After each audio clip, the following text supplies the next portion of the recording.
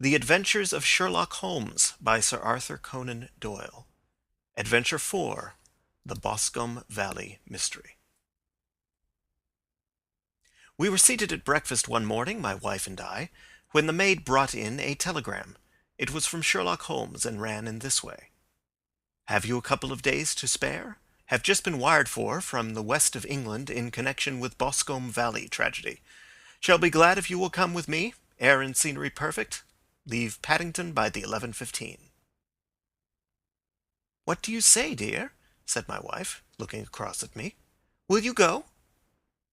"I really don't know what to say. I have a fairly long list at present."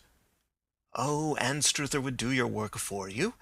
You have been looking a little pale lately. I think that the change would do you good. And you are always so interested in Mr. Sherlock Holmes's cases." "I should be ungrateful if I were not, seeing what I gained through one of them," I answered. "But if I am to go, I must pack at once, for I have only half an hour." My experience of camp life in Afghanistan had at least had the effect of making me a prompt and ready traveler. My wants were few and simple, so that in less than the time stated, I was in a cab with my valise, rattling away to Paddington Station. Sherlock Holmes was pacing up and down the platform, his tall, gaunt figure made even gaunter and taller by his long grey travelling cloak and close-fitting cloth cap. "It is really very good of you to come, Watson," said he. "It makes a considerable difference to me, having someone with me on whom I can thoroughly rely. Local aid is always either worthless or else biased. If you will keep the two corner seats, I shall get the tickets." We had the carriage to ourselves, save for an immense litter of papers which Holmes had brought with him. Among these he rummaged and read, with intervals of note-taking and of meditation, until we were past Reading. Then he suddenly rolled them all into a gigantic ball and tossed them up onto the rack. "Have you heard anything of the case?" he asked. "Not a word. I have not seen a paper for some days." "The London press has not had very full accounts. I have just been looking through all the recent papers in order to master the particulars. It seems from what I gather to be one of those simple cases which are so extremely difficult." "That sounds a little paradoxical." "But it is profoundly true. Singularity is almost invariably a clue. The more featureless and commonplace a crime is, the more difficult it is to bring it home. In this case, however, they have established a very serious case against the son of the murdered man." "It is a murder, then?" "Well, it is conjectured to be so. I shall take nothing for granted until I have the opportunity of looking personally into it. I will explain the state of things to you as far as I have been able to understand it in a very few words. Boscombe Valley is a country district not very far from Ross in Herefordshire. The largest landed proprietor in that part is a Mr. John Turner, who made his money in Australia and returned some years ago to the old country. One of the farms which he held, that of Hatherley, was lent to Mr. Charles McCarthy, who was also an ex-Australian. The men had known each other in the colonies, so that it was not unnatural that, when they came to settle down, that they should do so as near each other as possible.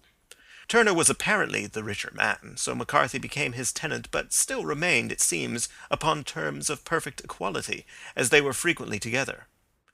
McCarthy had one son, a lad of 18, and Turner had an only daughter of the same age, but neither of them had wives living. They appear to have avoided the society of the neighbouring English families, and to have led retired lives, though both the McCarthys were fond of sport, and were frequently seen at the race meetings of the neighbourhood. McCarthy kept two servants, a man and a girl. Turner had a considerable household, some half-dozen at the least. That is as much as I have been able to gather about the families. Now for the facts. On June 3rd, that is Monday last, McCarthy left his house at Hatherley about 3 in the afternoon and walked down to the Boscombe Pool, which is a small lake formed by the spreading out of the stream which runs down the Boscombe Valley. He had been out with his serving-man in the morning at Ross, and he had told the man that he must hurry, as he had an appointment of importance to keep at 3. From that appointment he never came back alive. From Hatherley farmhouse to the Boscombe Pool is a quarter of a mile, and 2 people saw him as he passed over this ground. One was an old woman, whose name is not mentioned, and the other was William Crowder, a gamekeeper in the employ of Mr. Turner. Both these witnesses deposed that Mr. McCarthy was walking alone. The gamekeeper adds that within a few minutes of his seeing Mr. McCarthy pass, he had seen his son, Mr. James McCarthy, going the same way with a gun under his arm. To the best of his belief, the father was actually in sight at the time, and the son was following him. He thought no more of the matter until he heard in the evening of the tragedy that had occurred. The two McCarthys were seen after the time when William Crowder, the gamekeeper, lost sight of them. The boscombe pool is thickly wooded round, with just a fringe of grass and of reeds round the edge. A girl of 14, Patience Moran, who is the daughter of the lodge-keeper of the Boscombe Valley estate, was in one of the woods picking flowers. She states that while she was there she saw, at the border of the wood and close by the lake, Mr. McCarthy and his son, and that they appeared to be having a violent quarrel. She heard Mr. McCarthy the elder using very strong language to his son, and she saw the latter raise up his hand as if to strike his father. She was so frightened by their violence that she ran away and told her mother when she reached home that she had left the two McCarthys quarrelling near Boscombe Pool, and that she was afraid that they were going to fight. She had hardly said the words when young Mr. McCarthy came running up to the lodge to say that he had found his father dead in the wood, and to ask for the help of the lodge-keeper. He was much excited, without either his gun or his hat, and his right hand and sleeve were observed to be stained with fresh blood. On following him, they found the dead body stretched out upon the grass beside the pool. The head had been beaten in by repeated blows of some heavy and blunt weapon. The injuries were such as might very well have been inflicted by the butt end of his son's gun, which was found lying on the grass within a few paces of the body.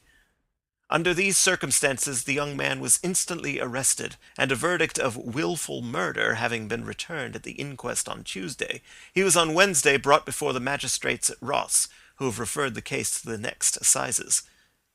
Those are the main facts of the case, as they came out before the coroner and the police court. "I could hardly imagine a more damning case," I remarked.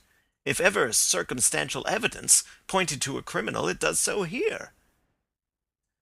"Circumstantial evidence is a very tricky thing," answered Holmes thoughtfully.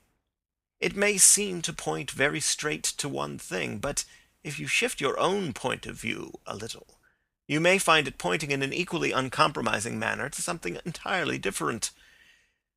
It must be confessed, however, that the case looks exceedingly grave against the young man, and it is very possible that he is indeed the culprit.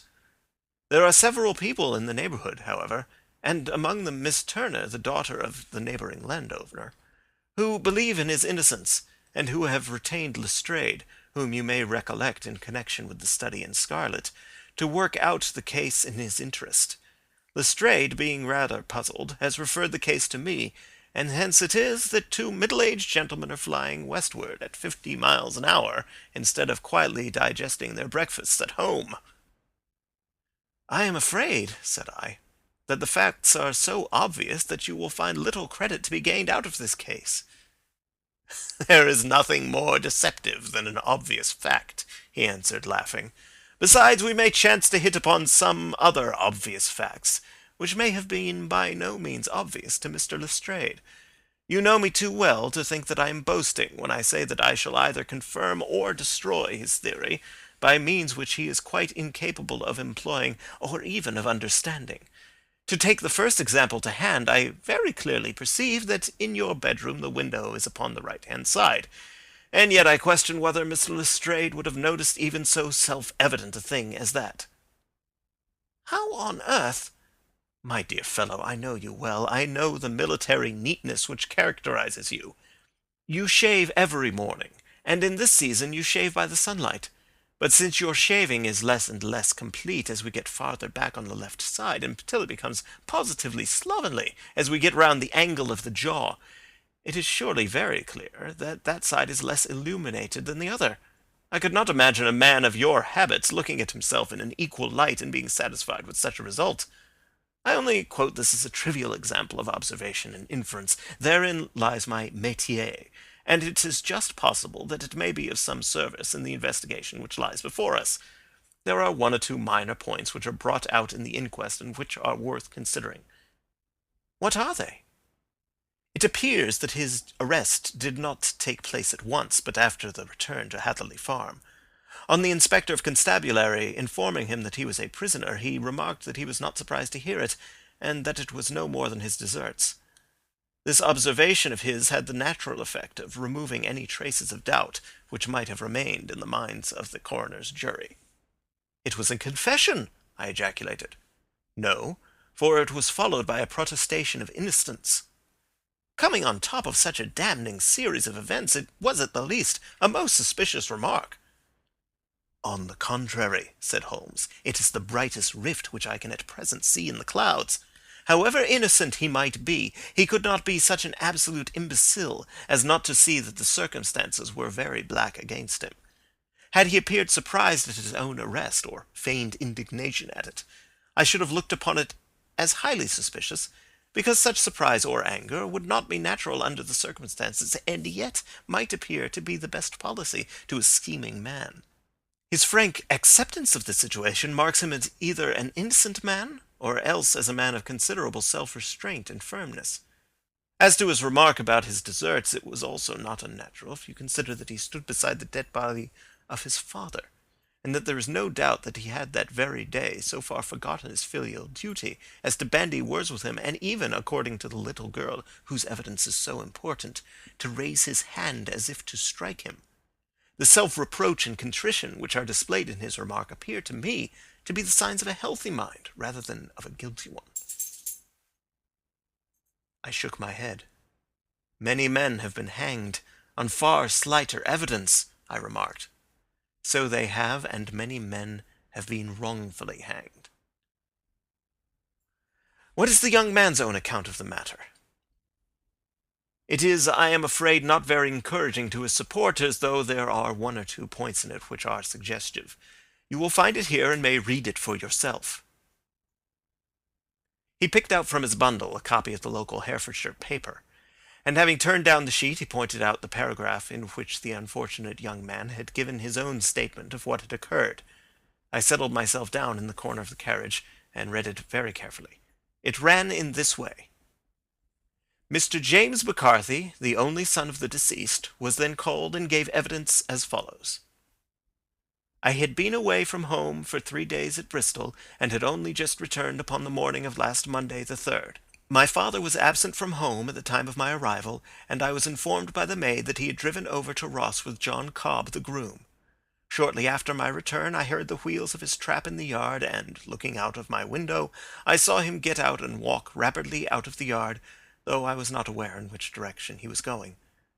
I then took my gun and strolled out in the direction of the Boscombe pool with the intention of visiting the rabbit warren which is upon the other side. On my way I saw William Crowder, the gamekeeper, as he had stated in his evidence, but he is mistaken in thinking that I was following my father. I had no idea that he was in front of me. When about 100 yards from the pool I heard a cry of coo-ee, which is an usual signal between my father and myself. I then hurried forward, and found him standing by the pool. He appeared to be much surprised at seeing me, and asked me rather roughly what I was doing there. A conversation ensued which led to high words and almost to blows, for my father was a man of a very violent temper. Seeing that his passion was becoming ungovernable, I left him and returned towards Hatherley Farm. I had not gone more than 150 yards, however, when I heard a hideous outcry behind me, which caused me to run back again. I found my father expiring upon the ground with his head terribly injured. I dropped my gun and held him in my arms, but he almost instantly expired. I knelt beside him for some minutes, and then made my way to Mr. Turner's lodge-keeper, his house being the nearest, to ask for assistance. I saw no one near my father when I returned, and I have no idea how he came by his injuries. He was not a popular man, being somewhat cold and forbidding in his manners. But he had, as far as I know, no active enemies. I know nothing further of the matter." The Coroner: "Did your father make any statement to you before he died?" Witness: "He mumbled a few words, but I could only catch some allusion to a rat." The Coroner: "What did you understand by that?" Witness: "It conveyed no meaning to me. I thought that he was delirious." The Coroner: "What was the point upon which your father had this final quarrel?" Witness: "I should prefer not to answer." The Coroner: "I am afraid that I must press it." Witness: "It is really impossible for me to tell you. I can assure you that it has nothing to do with the sad tragedy which followed." The coroner. That is for the court to decide. I need not point out to you that your refusal to answer will prejudice your case considerably in any future proceedings which may arise. Witness. I still must refuse. The coroner. I understand that the cry of cooee was a common signal between you and your father. Witness. It was. The coroner. How was it then that he uttered it before he saw you and before he even knew that you had returned from Bristol? Witness, with considerable confusion. I do not know. A juryman. Did you see nothing which aroused your suspicions when you returned on hearing the cry and found your father fatally injured? Witness. Nothing definite. The coroner. What do you mean? Witness. I was so disturbed and excited as I rushed out into the open that I could think of nothing except my father. Yet I have a vague impression that as I ran forward, something lay upon the ground to the left of me. It seemed to be something grey in colour, a coat of some sort, or a plaid, perhaps. When I rose from my father, I looked round for it, but it was gone. Do you mean that it had disappeared before you went to help? Yes, it was gone. You cannot say what it was? No, I had a feeling something was there. How far from the body? 12 yards or so. And how far from the edge of the wood? About the same. Then if it was removed, it was while you were within 12 yards of it? Yes, but with my back towards it. This concluded the examination of the witness. I see, said I as I glanced down the column, that the coroner in his concluding remarks was rather severe upon young McCarthy. He calls attention, and with reason, to the discrepancy about his father having signalled to him before seeing him, and also to his refusal to give details of his conversation with his father, and his singular account of his father's dying words. They are all, as he remarks, very much against the son. Holmes laughed softly to himself, and stretched himself out upon the cushioned seat. Both you and the coroner have been at some pains, said he, to single out the very strongest points in the young man's favour. Don't you see that you alternately give him credit for having too much imagination and too little? Too little if he could not invent a cause of quarrel which would give him the sympathy of the jury. Too much if he evolved from his own inner consciousness anything so outré as a dying reference to a rat, and the incident of the vanishing cloth. No, sir, I shall approach this case from the point of view that what this young man says is true, and we shall see whither that hypothesis will lead us. And now here is my pocket Petrarch, and not another word shall I say of this case until we are on the scene of action. We lunch at Swindon, and I see that we shall be there in 20 minutes. It was nearly 4 o'clock when we at last, after passing through the beautiful Stroud Valley and over the broad gleaming Severn, found ourselves at the pretty little country town of Ross. A lean ferret-like man, furtive and sly-looking, was waiting for us upon the platform. In spite of the light brown dustcoat and leather leggings which he wore in deference to his rustic surroundings, I had no difficulty in recognizing Lestrade of Scotland Yard. With him we drove to the Hereford Arms, where a room had already been engaged for us. "I have ordered a carriage," said Lestrade, as we sat over a cup of tea. "I knew your energetic nature, and that you would not be happy until you had been on the scene of the crime." "It was very nice and complimentary of you," Holmes answered. "It is entirely a question of barometric pressure."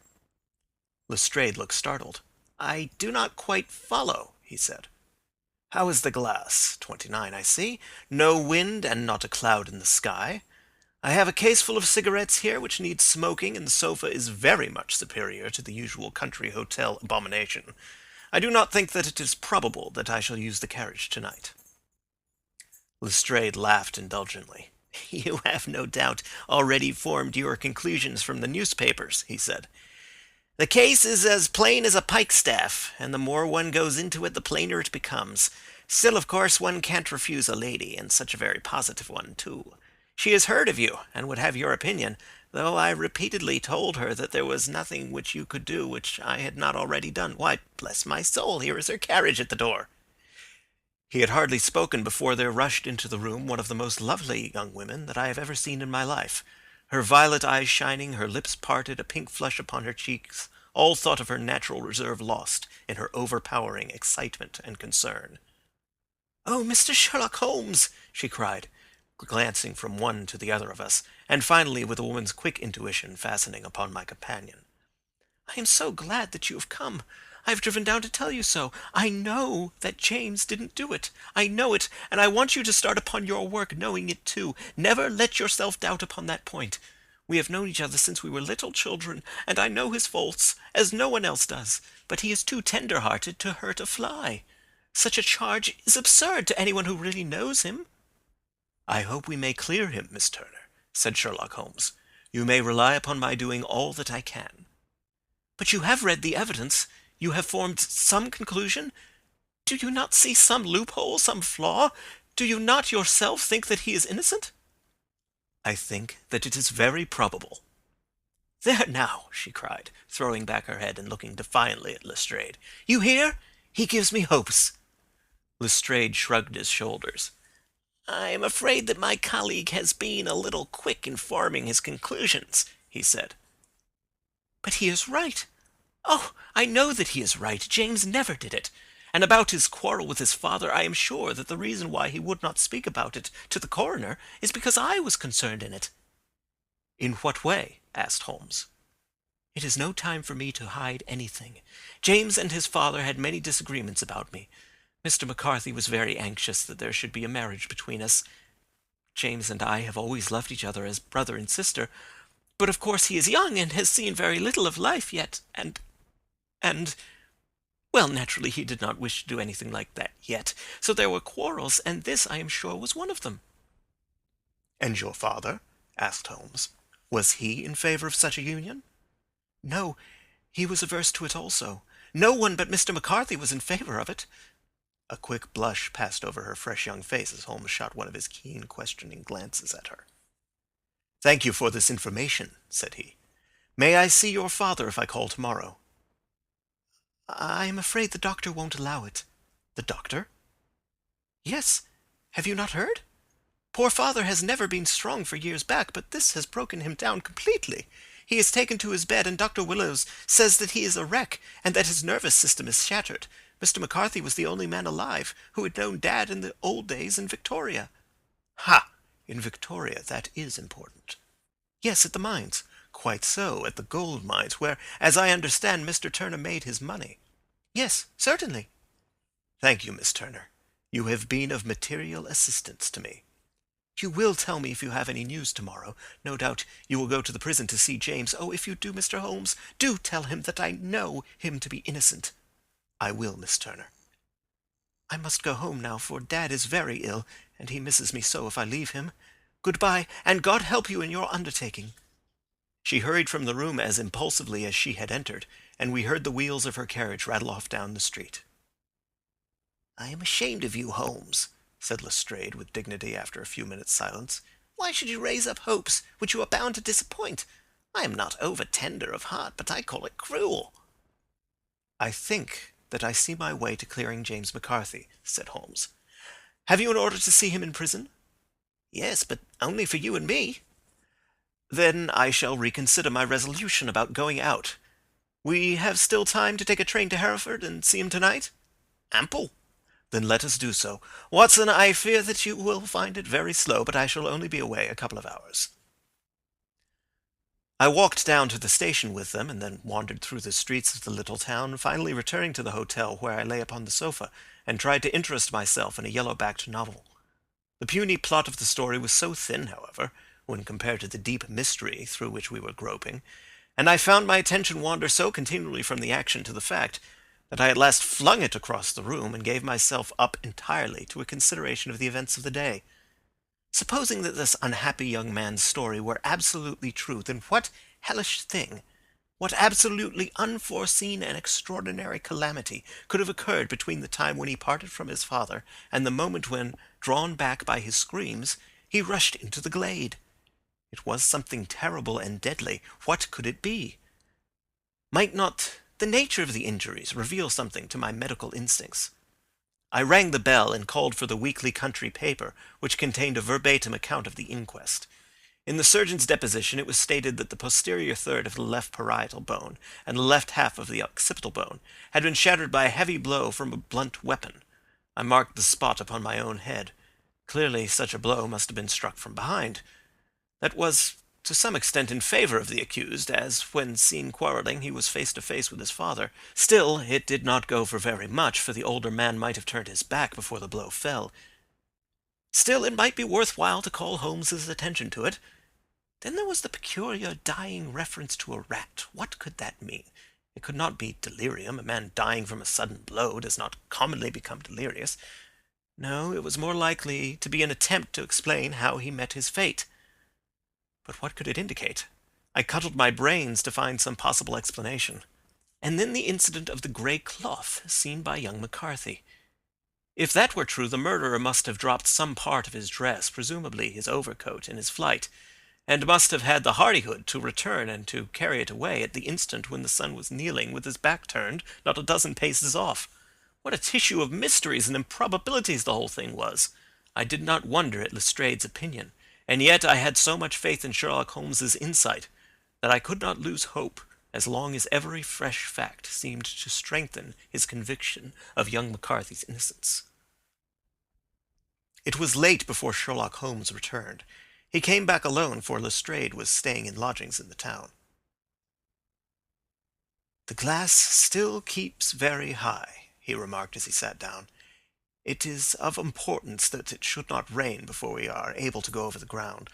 On the other hand, a man should be at his very best and keenest for such a nice work as that, and I did not wish to do it when fagged by a long journey. I have seen young McCarthy." "And what did you learn from him?" "Nothing." "Could he throw no light?" "None at all. I was inclined to think at one time that he knew who had done it and was screening him or her. But I am convinced now that he is as puzzled as everyone else. He is not a very quick-witted youth, though comely to look at, and I should think sound at heart." "I cannot admire his taste," I remarked, "if it is indeed a fact that he was averse to a marriage with so charming a young lady as this Miss Turner." "Ah, thereby hangs a rather painful tale. This fellow is madly, insanely in love with her, but some 2 years ago, when he was only a lad, and before he really knew her, for she had been away 5 years at a boarding school, what does the idiot do but get into the clutches of a barmaid in Bristol and marry her at a registry office? No one knows a word of the matter, but you can imagine how maddening it must be to him to be upbraided for not doing what he would give his very eyes to do, but which he knows to be absolutely impossible. It was sheer frenzy of this sort which made him throw his hands up into the air when his father, at their last interview, was goading him on to propose to Miss Turner. On the other hand, he had no means of supporting himself, and his father, who was by all accounts a very hard man, would have thrown him over utterly had he known the truth. It was with his barmaid wife that he had spent the last 3 days in Bristol, and his father did not know where he was. Mark that point. It is of importance. Good has come out of evil, however, for the barmaid, finding from the papers that he is in serious trouble and likely to be hanged, has thrown him over utterly and has written to him to say that she has a husband already in the Bermuda dockyard, so that there is really no tie between them. I think that bit of news has consoled young McCarthy for all that he has suffered." "But if he is innocent, who has done it?" "Ah, who? I would call your attention very particularly to 2 points. One is that the murdered man had an appointment with someone at the pool, and that the someone could not have been his son, for his son was away, and he did not know when he would return. The second is that the murdered man was heard to cry coo-ee before he knew that his son had returned. Those are the crucial points upon which the case depends." "And now let us talk about George Meredith, if you please, and we shall leave all minor matters until tomorrow." There was no rain, as Holmes had foretold, and the morning broke bright and cloudless. At 9 o'clock Lestrade called for us with the carriage, and we set off for Hatherley Farm and the Boscombe Pool. "Very serious news this morning," Lestrade observed. "It is said that Mr. Turner of the Hole is so ill that his life is despaired of." "An elderly man, I presume?" said Holmes. "About 60. But his constitution has been shattered by his life abroad, and he has been in failing health for some time. This business has had a very bad effect upon him. He was an old friend of McCarthy's, and, I may add, a great benefactor to him, for I have learned that he gave him Hatherley Farm rent-free." "Indeed, that is interesting," said Holmes. "Oh, yes. In 100 other ways he has helped him. Everybody about here speaks of his kindness to him." "Really?" Does it not strike you as a little singular that this McCarthy, who appears to have had little of his own, and to have been under such obligations to Turner, should still talk of marrying his son to Turner's daughter, who is presumably heiress to the estate, and that in such a very cocksure manner, as if it were merely a case of proposal and all else would follow? It is the more strange since we know that Turner himself was averse to the idea. The daughter told us as much. Do you not deduce something from that? We have got to the deduces and the inferences, said Lestrade, winking at me. I find it hard enough to tackle facts home without flying away after theories and fancies. You are right, said Holmes demurely. You do find it very hard to tackle the facts. Anyhow, I have grasped one fact which you seem to find it difficult to get hold of, replied Lestrade with some warmth. And that is? That McCarthy Sr. met his death from McCarthy Jr., and that all theories to the contrary are the merest moonshine. Well, moonshine is a brighter thing than fog, said Holmes, laughing. But I am very much mistaken if this is not Hatherley Farm upon the left. Yes, that is it. It was a widespread, comfortable-looking building, 2-storied, slate-roofed, with great yellow blotches of lichen upon the grey walls. The drawn blinds and the smokeless chimneys, however, gave it a stricken look, as though the weight of this horror still lay heavy upon it. We called at the door, when the maid, at Holmes's request, showed us the boots which her master wore at the time of his death, and also a pair of the son's, though not the pair which he had then had. Having measured these very carefully from 7 or 8 different points, Holmes desired to be led to the courtyard, from which we all followed the winding track which led to Boscombe Pool. Sherlock Holmes was transformed when he was hot upon such a scent as this. Men who had only known the quiet thinker and logician of Baker Street would have failed to recognize him. His face flushed and darkened. His brows were drawn into 2 hard black lines, while his eyes shone out from beneath them with a steely glitter. His face was bent downward, his shoulders bowed, his lips compressed, and the veins stood out like whipcord in his long sinewy neck. His nostrils seemed to dilate with a purely animal lust for the chase, and his mind was so absolutely concentrated upon the matter before him that a question or remark fell unheeded upon his ears, or at the most only provoked a quick, impatient snarl in reply. Swiftly and silently he made his way along the track which ran through the meadows, and so by way of the woods to the Boscombe Pool. It was damp, marshy ground, as is all that district, and there were marks of many feet, both upon the path and amid the short grass which bounded it on either side. Sometimes Holmes would hurry on, sometimes stop dead, and once he made quite a little detour into the meadow.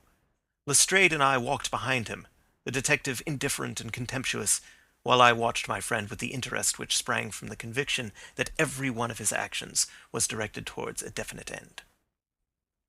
The Boscombe Pool, which is a little reed-girt sheet of water some 50 yards across, is situated at the boundary between the Hatherley Farm and the private park of the wealthy Mr. Turner.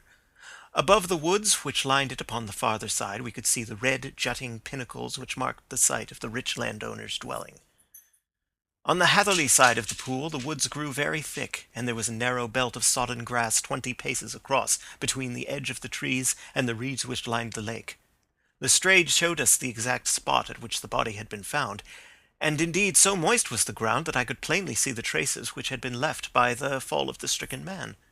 To Holmes, as I could see by his eager face and peering eyes, very many other things were to be read upon the trampled grass. He ran round, like a dog who is picking up a scent, and then turned upon my companion.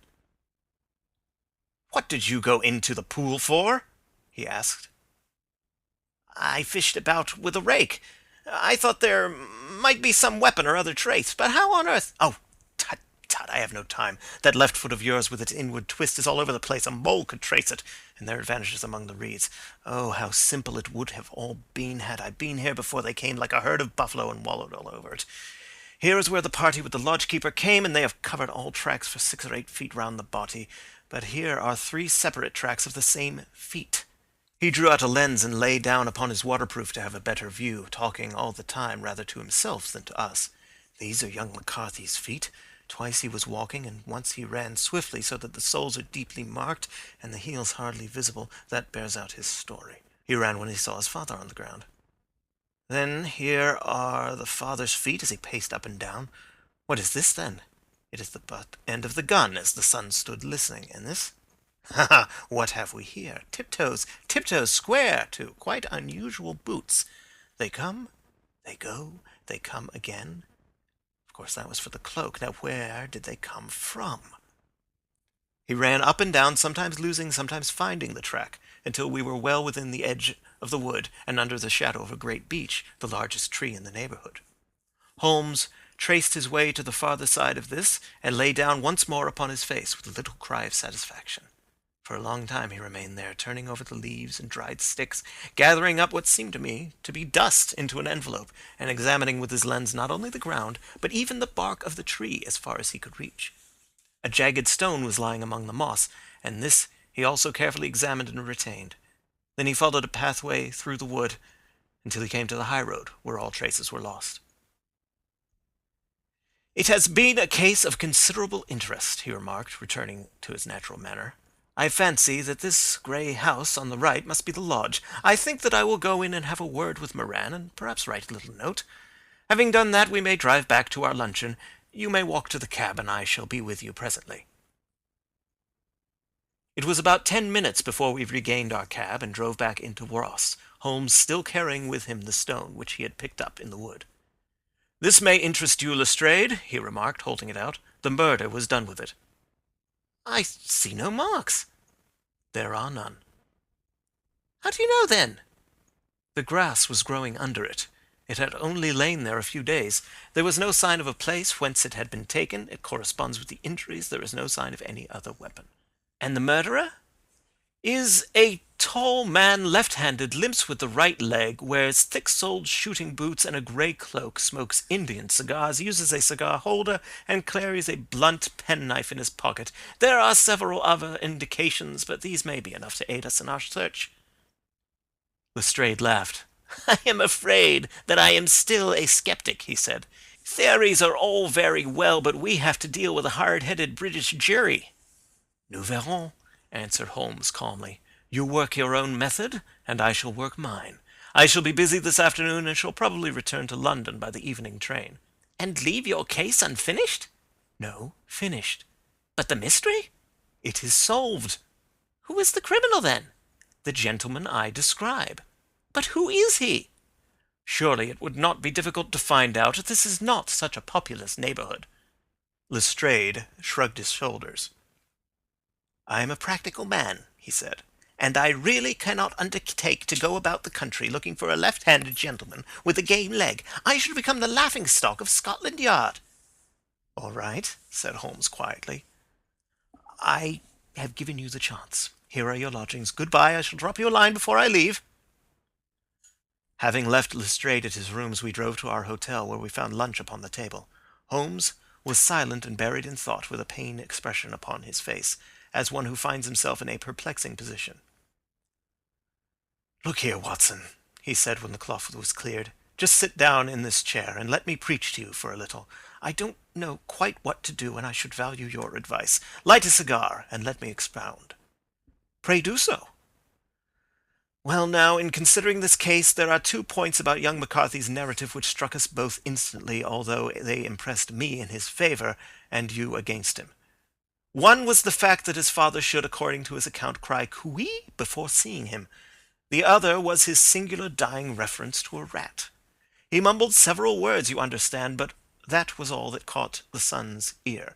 Now, from this double point our research must commence, and we will begin it by presuming that what the lad says is absolutely true. What of this cooey, then? Well, obviously it could not have been meant for the son. The son, as far as he knew, was in Bristol. It was mere chance that he was within earshot. The cooey was meant to attract the attention of whoever it was that he had the appointment with.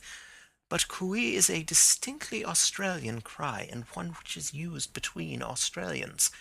There is a strong presumption that the person whom McCarthy expected to meet him at Boscombe Pool was someone who had been in Australia. What of the rat, then? Sherlock Holmes took a folded paper from his pocket and flattened it out on the table. "This is a map of the colony of Victoria," he said. "I wired to Bristol for it last night." He put his hand over part of the map. "What do you read?" "A rat," I read. "And now?" He raised his hand. Ballarat. Quite so. That was the word the man uttered, and of which his son only caught the last two syllables. He was trying to utter the name of his murderer. So-and-so of Ballarat. "It is wonderful!" I exclaimed. "It is obvious. And now you see I had narrowed the field down considerably. The possession of a grey garment was a third point which, granting the son's statement to be correct, was a certainty. We have come now out of mere vagueness to the definite conception of an Australian from Ballarat with a grey cloak." "Certainly." "And one who was at home in the district, for the pool can only be approached by the farm or by the estate, where strangers could hardly wander." "Quite so." "Then comes our expedition of today. By an examination of the ground I gained the trifling details which I gave to that imbecile Lestrade as to the personality of the criminal." "But how did you gain them?" "You know my method. It is founded upon the observation of trifles. His height I might know that you might roughly judge from the length of his stride. His boots, too, might be told from their traces. Yes, they were peculiar boots." "But his lameness?" "The impression of his right foot was always less distinct than his left. He put less weight upon it. Why? Because he limped. He was lame." "But his left-handedness?" "You were yourself struck by the nature of the injury as recorded by the surgeon at the inquest. The blow was struck from immediately behind, and yet was upon the left side. Now, how can that be, unless it were by a left-handed man? He had stood behind that tree during the interview between the father and son. He had even smoked there.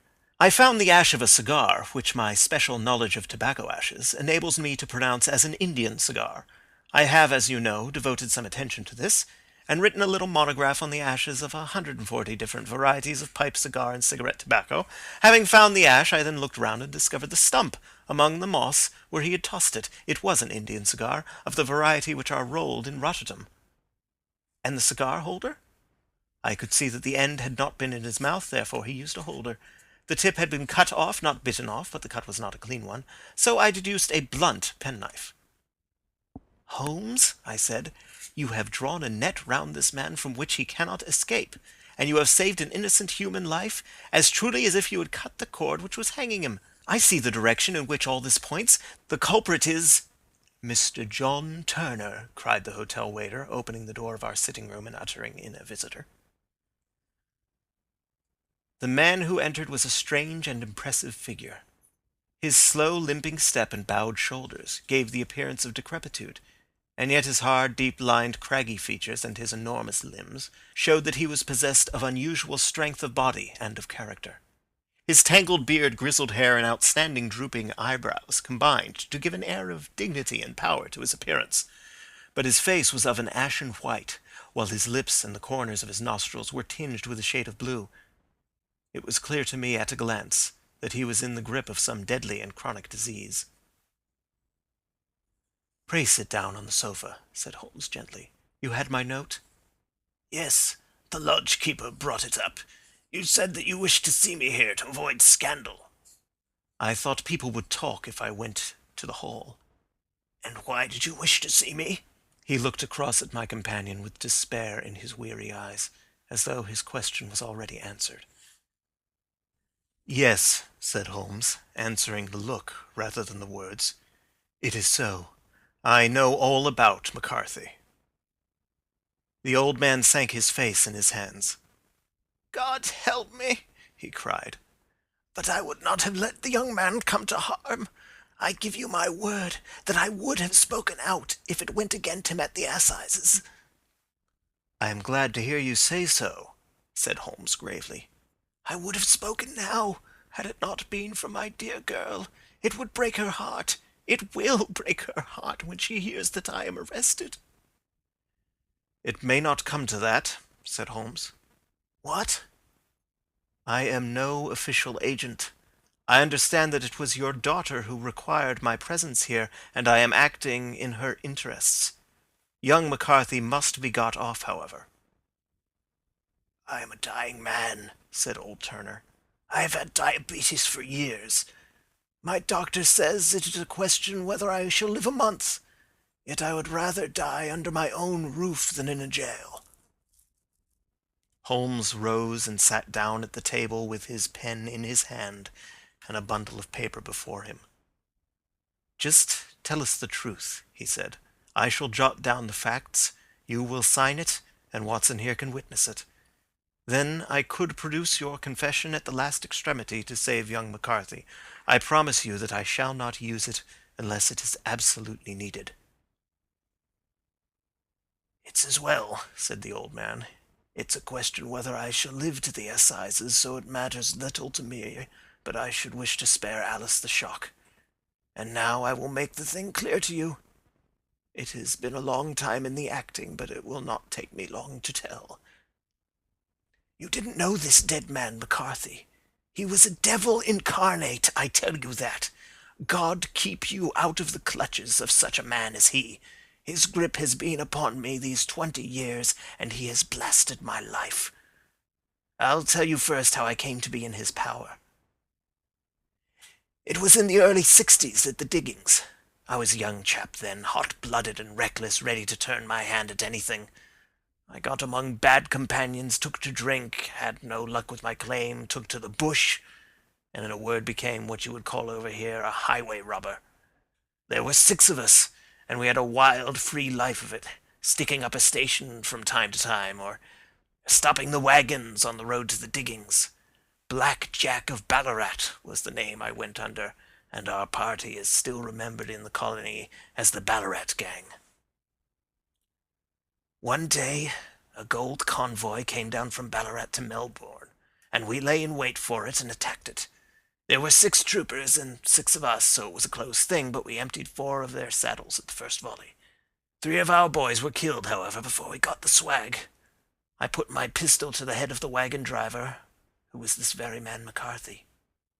I wished to the Lord that I had shot him then, but I spared him, though I saw his wicked little eyes fixed on my face as though to remember every feature. We got away with the gold, became wealthy men, and made our way over to England without being suspected. There I parted from my old pals and determined to settle down to a quiet and respectable life. I bought this estate, which chanced to be in the market, and I set myself to do a little good with my money to make up for the way in which I had earned it. I married too, and though my wife died young, she left me my dear little Alice. Even when she was just a baby, her wee hand seemed to lead me down the right path as nothing else had ever done. In a word, I turned over a new leaf and did my best to make up for the past. All was going well when McCarthy laid his grip upon me. I had gone up to town about an investment, and I met him in Regent Street with hardly a coat to his back or a boot to his foot. "Here we are, Jack," says he, touching me on the arm. "We'll be as good as a family to you. There's 2 of us, me and my son, and you can have the keeping of us. If you don't, it's a fine, law-abiding country is England, and there's always a policeman within hail." Well, down they came to the West Country. There was no shaking them off, and there they have lived rent-free on my best land ever since. There was no rest for me, no peace, no forgetfulness. Turn where I would, there was his cunning, grinning face at my elbow. It grew worse as Alice grew up, for he soon saw I was more afraid of her knowing my past than of the police. Whatever he wanted he must have, and whatever it was I gave him, without question. Land, money, houses, until at last he asked a thing which I could not give. He asked for Alice. His son, you see, had grown up, and so had my girl. And as I was known to be in weak health, it seemed a fine stroke to him that his lad should step into the whole property. But there I was firm. I would not have his cursed stock mixed with mine. Not that I had any dislike to the lad, but his blood was in him, and that was enough. I stood firm. McCarthy threatened. I braved him to do his worst. We were to meet at the pool midway between our houses to talk it over. When I went down there, I found him talking with his son, so I smoked a cigar and waited behind a tree until he should be alone. But as I listened to his talk, all that was black and bitter in me seemed to come uppermost. He was urging his son to marry my daughter with as little regard for what she might think, as if she were a slut from off the streets. It drove me mad to think that I and all that I held most dear should be in the power of such a man as this. Could I not snap the bond? I was already a dying and desperate man. Though clear of mind and fairly strong of limb, I knew that my own fate was sealed.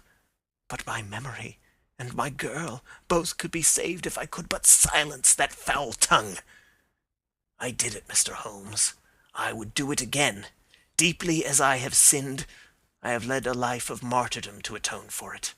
But that my girl should be entangled in the same meshes which held me was more than I could suffer.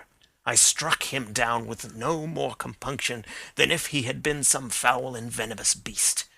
His cry brought back his son, but I had gained the cover of the wood, though I was forced to go back to fetch the cloak which I had dropped in my flight. That is the true story, gentlemen, of all that occurred. Well, it is not for me to judge you, said Holmes, as the old man signed the statement which had been drawn out. I pray that we may never be exposed to such a temptation. I pray not, sir. And what do you intend to do? In view of your health? Nothing. You are yourself aware that you will soon have to answer for your deed at a higher court than the assizes. I will keep your confession, and if McCarthy is condemned, I shall be forced to use it. If not, it shall never be seen by mortal eye, and your secret, whether you be alive or dead, shall be safe with us. Farewell, then, said the old man solemnly. Your own deathbeds, when they come, will be the easier for the thought of the peace which you have given to mine. Tottering and shaking in all his giant frame, he stumbled slowly from the room. God help us, said Holmes after a long silence. Why does fate play such tricks with poor, helpless worms? I never hear of such a case as this that I do not think of Baxter's words and say, there, but for the grace of God, goes Sherlock Holmes. James McCarthy was acquitted at the assizes on the strength of a number of objections which had been drawn out by Holmes and submitted to the defending counsel. Old Turner lived for 7 months after our interview, but he is now dead, and there is every prospect that the son and daughter may come to live happily together in ignorance of the black cloud which rests upon their past. End of Adventure 4, The Boscombe Valley Mystery.